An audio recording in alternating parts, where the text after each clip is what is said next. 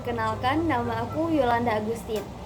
Aku dari Prodi Pendidikan Bahasa dan Sastra Indonesia.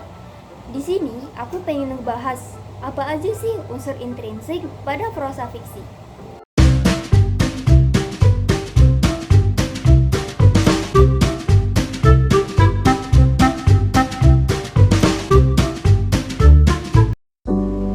Unsur intrinsik pada prosa fiksi adalah elemen-elemen yang membangun dan membentuk cerita dari dalam teks itu sendiri. Berikut adalah beberapa unsur intrinsik dalam prosa fiksi. Yang pertama adalah tema. Tema adalah ide atau gagasan utama yang mendasari sebuah cerita atau karya sastra. Ini adalah pesan atau ide sentral yang ingin disampaikan oleh penulis melalui karya tersebut.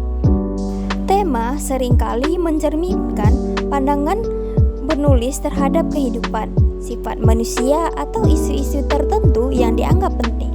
Tema juga dapat menggambarkan perjuangan moral, konflik, emosi, atau pengalaman yang universal.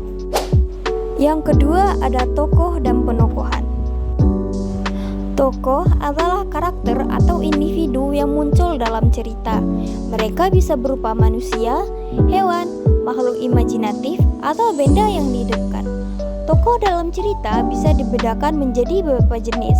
Di antaranya adalah tokoh protagonis, tokoh utama yang menjadi pusat perhatian dalam cerita. Mereka sering digambarkan sebagai pahlawan atau karakter positif yang menghadapi berbagai tantangan dalam kehidupan. Yang kedua adalah tokoh antagonis atau tokoh jahat. Karakter ini biasanya digambarkan sebagai orang yang sering menimbulkan konflik atau rintangan bagi karakter utama atau protagonis di jalan ceritanya. Yang ketiga adalah tokoh tritagonis. Tokoh tritagonis adalah tokoh pendukung yang membantu protagonis atau antagonis dalam cerita. Biasanya digambarkan sebagai teman, sahabat, ataupun kekasih dari tokoh tersebut. Yang keempat ada tokoh pembantu.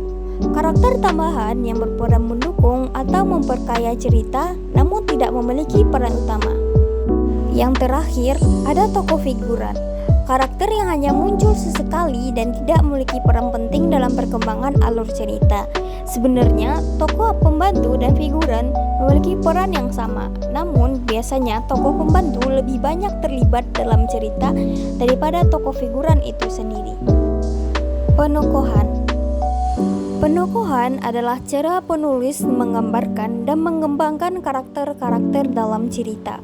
Penokohan mencakup berbagai aspek seperti sifat, perilaku, pikiran, dan motivasi tokoh. Alur atau plot. Alur atau plot adalah rangkaian peristiwa yang membentuk suatu cerita dalam karya sastra, seperti novel, cerpen, ataupun drama. Alur memberikan struktur dan arah pada narasi, memungkinkan pembaca untuk mengikuti perkembangan cerita dari awal hingga akhir. Latar atau setting. Latar atau setting adalah salah satu unsur intrinsik dalam sebuah cerita yang mencakup aspek tempat, waktu, dan suasana di mana peristiwa-peristiwa pada cerita terjadi. Sudut pandang atau POV. Sudut pandang atau point of view dalam sebuah cerita adalah perspektif di mana cerita tersebut diceritakan.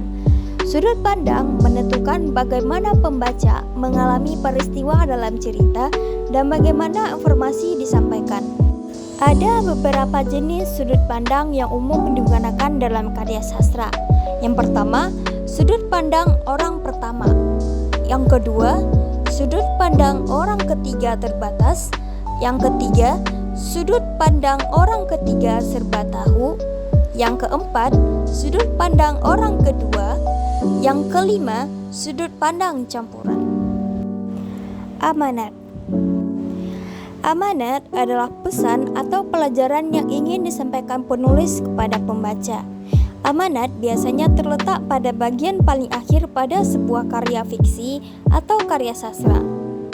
Gaya bahasa.